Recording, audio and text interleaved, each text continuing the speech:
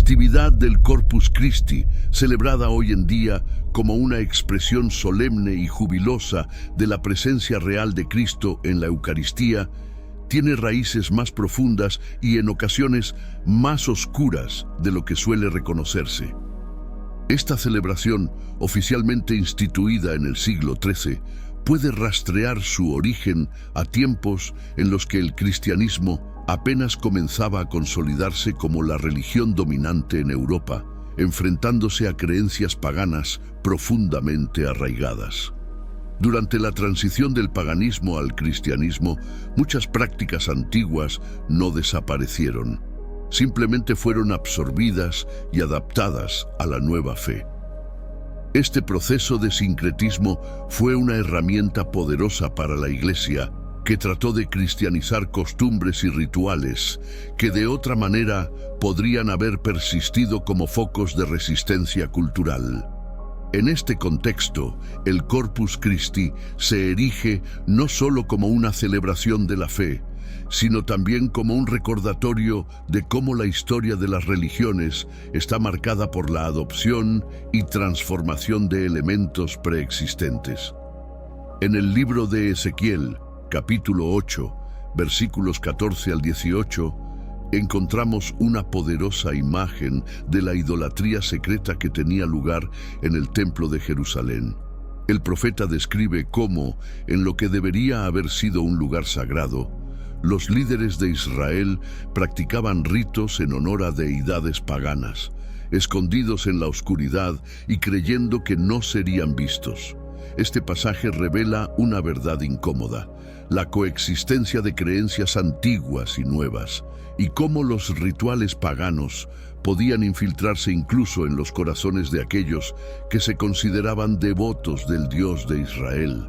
En un sentido similar, el Corpus Christi podría haber absorbido elementos de antiguos cultos agrarios y rituales paganos dedicados a la fertilidad y la renovación, prácticas que estaban profundamente ligadas al ciclo de la naturaleza y que, al ser reinterpretadas, encontraron un nuevo hogar dentro del cristianismo. Estas antiguas ceremonias, dedicadas a la celebración de la vida y la abundancia, fueron transformadas en un ritual que honra la vida eterna, ofrecida a través del sacrificio de Cristo.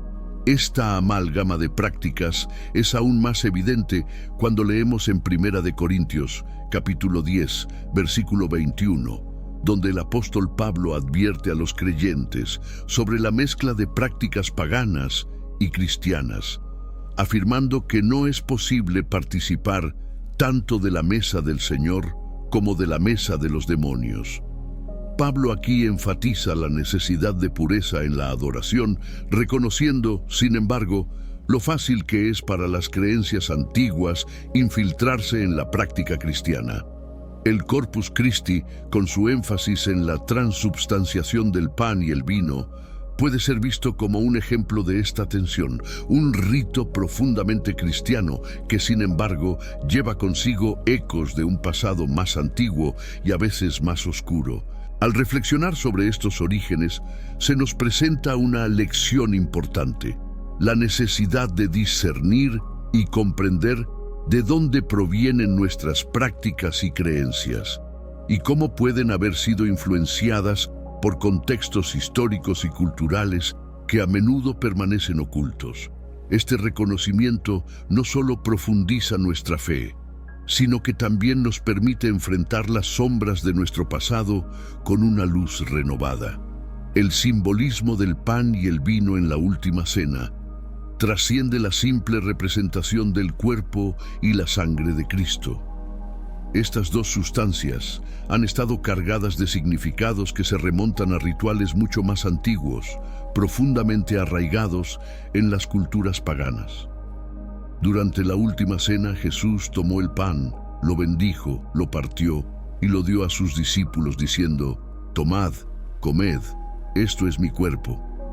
Luego, tomó el cáliz de vino, dio gracias y lo ofreció, diciendo: «Bebed de él todos, porque esto es mi sangre del nuevo pacto, que por muchos es derramada para remisión de los pecados».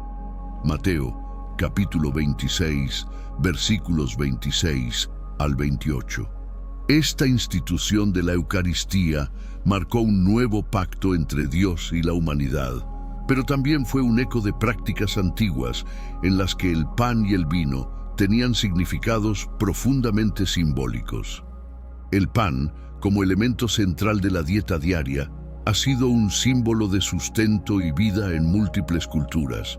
Su asociación con la carne de Cristo eleva este alimento básico a un nivel espiritual, transformándolo en un símbolo de la vida eterna.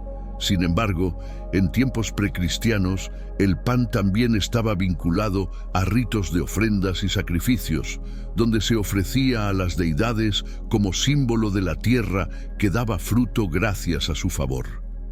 El vino, por su parte, ha sido tradicionalmente asociado con la sangre en ritos de sacrificio, no solo en el judaísmo, sino también en muchas otras religiones antiguas. En el libro de Levítico, capítulo 17, versículo 11, se explica que la vida de la carne está en la sangre, y es por esta razón que la sangre se utilizaba en los sacrificios, como medio para expiar pecados y establecer pactos sagrados.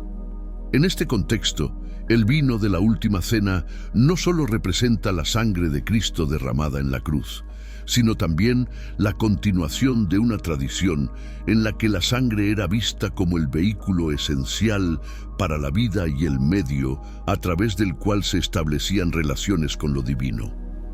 Al incorporar el pan y el vino en la Eucaristía, el cristianismo no solo adopta elementos de su herencia judía, sino que también asimila y transforma prácticas rituales que habían sido fundamentales en muchas culturas antiguas.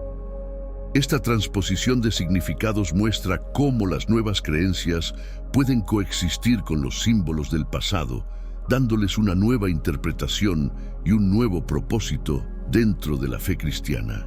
Las procesiones del Corpus Christi, con su esplendor y solemnidad, no son simplemente actos de devoción pública, son ritos cargados de significados profundos y a menudo ocultos.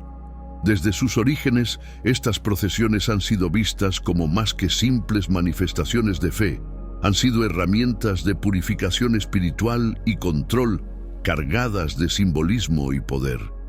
En la tradición cristiana, las procesiones no solo conducen a los fieles en un recorrido físico, sino también en un viaje espiritual, donde cada paso es un acto de devoción y a la vez un desafío a las fuerzas del mal.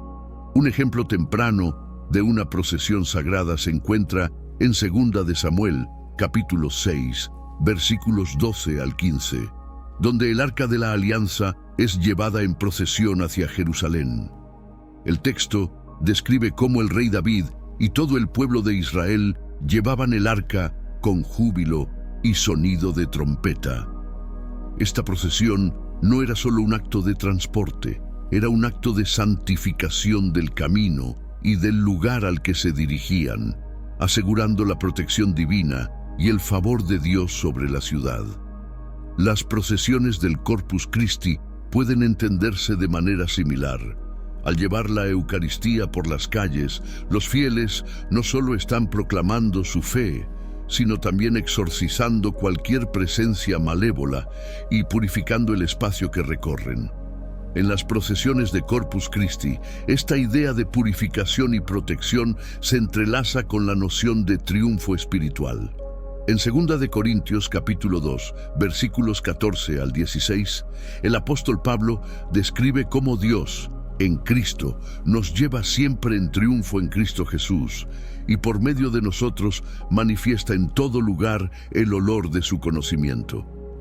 Esta imagen de la procesión como un triunfo espiritual resuena con el propósito de las procesiones del Corpus Christi.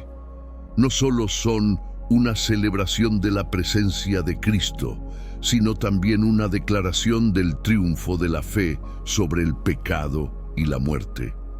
Estas prácticas también pueden rastrearse hasta ceremonias antiguas que buscaban asegurar la fertilidad de la tierra y la protección de la comunidad. En muchos ritos precristianos, las procesiones eran una manera de marcar el territorio sagrado, de alejar los espíritus malignos y de invocar la bendición de las deidades. Al integrar estas prácticas en la tradición cristiana, las procesiones del Corpus Christi no solo conservaron su poder ritual, sino que lo transformaron, enfocándolo en la figura de Cristo como fuente última de protección y salvación.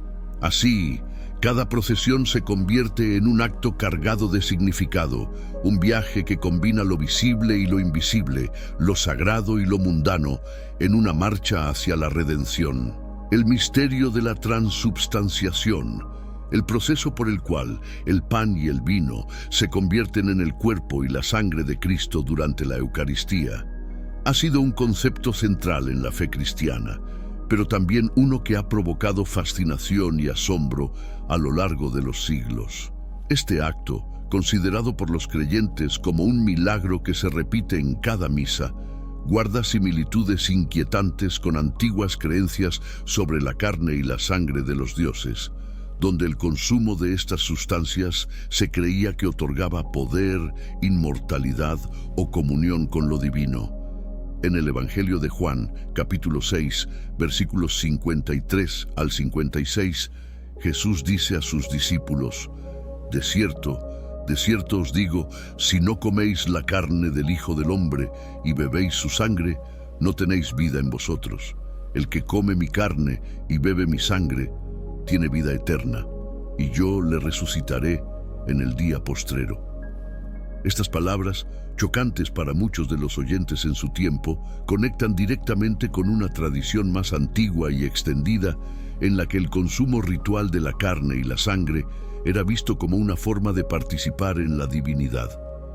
En varias culturas, los sacrificios de sangre eran el medio por el cual los humanos se vinculaban con sus dioses, ofreciendo partes de sí mismos o de sus animales más preciados en un intercambio sagrado. La carta a los Hebreos, capítulo 9, versículo 22, subraya esta conexión al declarar: sin derramamiento de sangre no se hace remisión, lo que refuerza la idea de que la sangre es el medio esencial para el perdón de los pecados y la reconciliación con Dios. Este principio de sacrificio, presente tanto en las religiones antiguas como en el cristianismo, revela la profunda conexión entre la vida, la muerte y lo divino. La transubstanciación, entonces, no solo es vista como un acto milagroso, sino también como la culminación de siglos de creencias en las que la carne y la sangre eran los puentes entre el mundo humano y el divino. Para los fieles, la Eucaristía se convierte en un acto de comunión total con Cristo, uniendo sus vidas con su sacrificio eterno. Sin embargo, desde una perspectiva más amplia, este ritual también puede ser comprendido como la adaptación y transformación de prácticas rituales que han existido desde tiempos inmemoriales. La transubstanciación, aunque única en su contexto cristiano, se sitúa en una larga tradición de creencias que ven en el sacrificio un acto de poder divino y magia sagrada, perpetuando el misterio del sacrificio y la redención a través de la historia humana. A lo largo de la historia, la festividad del Corpus Christi ha sido objeto de controversias y acusaciones de herejía, con algunos grupos y movimientos que vieron en la Eucaristía una herramienta de manipulación por parte de la Iglesia. Estas acusaciones no solo desafiaban la autoridad eclesiástica, sino que también alimentaban teorías de conspiración que sugerían un uso oscuro del sacramento para controlar espiritualmente a las masas. En su primera carta a Timoteo, capítulo 4, versículos 1 al 3, el apóstol Pablo advierte que en los postreros tiempos algunos apostatarán de la fe, escuchando a espíritus engañadores y a doctrinas de demonios. Esta advertencia se interpretó como una señal de que ciertos ritos, incluidos algunos vinculados a la Eucaristía, podrían ser corrompidos o malinterpretados. Durante la Edad Media, Varias herejías cuestionaron la naturaleza del Corpus Christi y la transubstanciación, sugiriendo que tales creencias eran contrarias a la verdadera fe cristiana. Algunos reformadores y movimientos como los cátaros y los valdenses denunciaron lo que consideraban idolatría y superstición en la veneración de la Eucaristía. Estas posturas a menudo llevaron a persecuciones violentas por parte de la Iglesia, que veía en estas herejías una amenaza directa a su autoridad espiritual. El libro del Apocalipsis, capítulo 13, versículos 7 al 8, habla de una bestia que hizo guerra contra los santos y los venció. Este pasaje fue utilizado por algunos críticos para simbolizar la manipulación espiritual ejercida por la Iglesia a través de rituales como la Eucaristía. Las respuestas a estas creencias fueron severas, con inquisiciones y condenas que buscaban erradicar cualquier desviación de la doctrina oficial, dejando un legado oscuro de violencia y control en la historia del Corpus Christi. Los milagros asociados con el Corpus Christi han sido celebrados como manifestaciones tangibles de la presencia divina en la Eucaristía.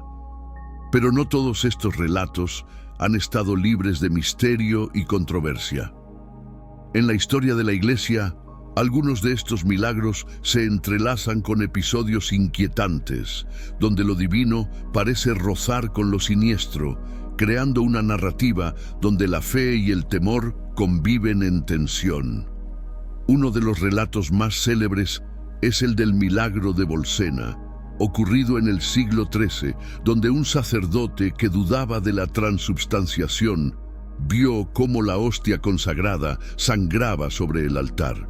Este milagro, que fortaleció la fe en la Eucaristía, también estuvo marcado por el asombro y el temor, pues revelaba una realidad divina que desafiaba la comprensión humana.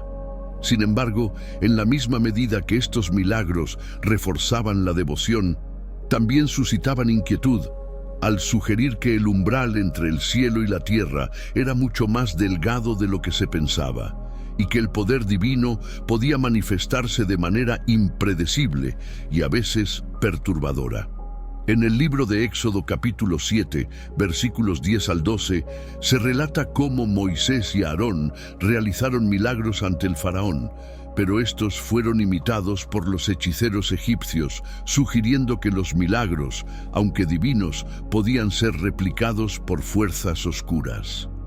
Este relato resuena con la ambigüedad que rodea algunos milagros del Corpus Christi, donde el mismo acto que debería inspirar fe también podía ser interpretado como un signo de advertencia o una prueba de la capacidad de las fuerzas malignas para imitar lo sagrado. La segunda carta a los Tesalonicenses, capítulo 2, versículos 9 al 10, habla de la venida del inicuo, cuyo advenimiento es según operación de Satanás, con gran poder y señales y prodigios mentirosos.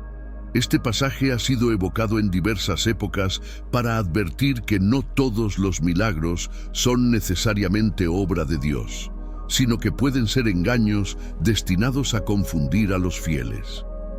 Algunos de los milagros atribuidos al Corpus Christi han estado rodeados de controversia precisamente por esta razón.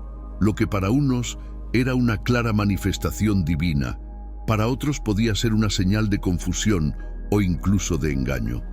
Este trasfondo oscuro sugiere que los milagros del Corpus Christi no solo confirman la fe, sino que también la ponen a prueba, obligando a los creyentes a discernir entre lo verdaderamente divino y lo que podría ser una ilusión peligrosa. Así, estos milagros, cargados de misterio, revelan tanto el poder de lo sagrado como la presencia siempre latente de lo siniestro en el ámbito de lo espiritual. El Corpus Christi, más que una simple festividad religiosa, se ha interpretado a lo largo de la historia como un escenario en el que se libra una guerra espiritual de magnitudes cósmicas. Esta celebración, que exteriormente es una manifestación de fe y devoción, también ha sido percibida como un campo de batalla donde las fuerzas del bien y del mal se enfrentan y donde las almas de los fieles están en juego. En la carta a los Efesios, capítulo 6, versículo 12, Pablo nos recuerda que no tenemos lucha contra sangre y carne, sino contra principados, contra potestades, contra los gobernadores de las tinieblas de este siglo, contra huestes espirituales de maldad en las regiones celestes. Este pasaje subraya que la verdadera batalla que se libra durante el Corpus Christi no es visible para el ojo humano, sino que tiene lugar en el ámbito espiritual. La Eucaristía, en este contexto, no solo es un sacramento, sino también un arma espiritual poderosa, utilizada en la defensa contra las fuerzas del mal que buscan socavar la fe y corromper las almas. La Biblia también nos ofrece una imagen dramática de esta guerra espiritual en el libro del Apocalipsis, capítulo 12, versículos 7 al 9, donde se describe una batalla en los cielos. Entonces, hubo una gran batalla en el cielo. Miguel y sus ángeles luchaban contra el dragón, y luchaban el dragón y sus ángeles. Este enfrentamiento celestial, aunque mítico en su descripción, resuena en la percepción de la Eucaristía como un acto que desafía las tinieblas y reafirma la victoria de Cristo sobre el mal.